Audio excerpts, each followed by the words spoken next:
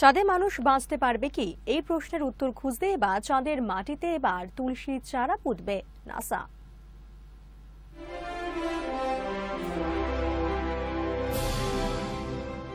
নাসার দাবি, গাছের চারা মানুষের মতোই সংবেদনশীল, কাজেই চাঁদের প্রতিকূল পরিবেশে গাছ বেঁচে থাকলে মানুষও পারবে। তাই 2015 সালে এক ধরনের বিশেষ বাক্সে করে কয়েক ধরনের বীজ চাঁদের মাটিতে পাঠাতে চলেছে নাসার lunar plant growth habitat team. প্রায় 1 কিলোগ্রাম ওজনের এক একটি বাক্সে থাকবে বিশেষ ধরনের ফিল্টার পেপার। চারার বৃদ্ধির জন্য প্রয়োজনীয় পুষ্টি যোগাতে থাকবে ওই ফিল্টার। এছাড়া থাকবে সেন্সর ও ক্যামেরা। রকেটে করে এর আগেও মহাকাশে গাছ নিয়ে যাওয়া হয়েছে। আন্তর্জাতিক মহাকাশ স্টেশনেও গাছ নিয়ে হয়েছে বিভিন্ন গবেষণা। তবে গাছের ওপর এবার চাঁদের মাধ্যাকর্ষণ শক্তি এবং চাঁদের বুকে আসা সূর্যালোক কি প্রভাব ফেলতে পারে তারই পরীক্ষা করতে চলেছে নাসা।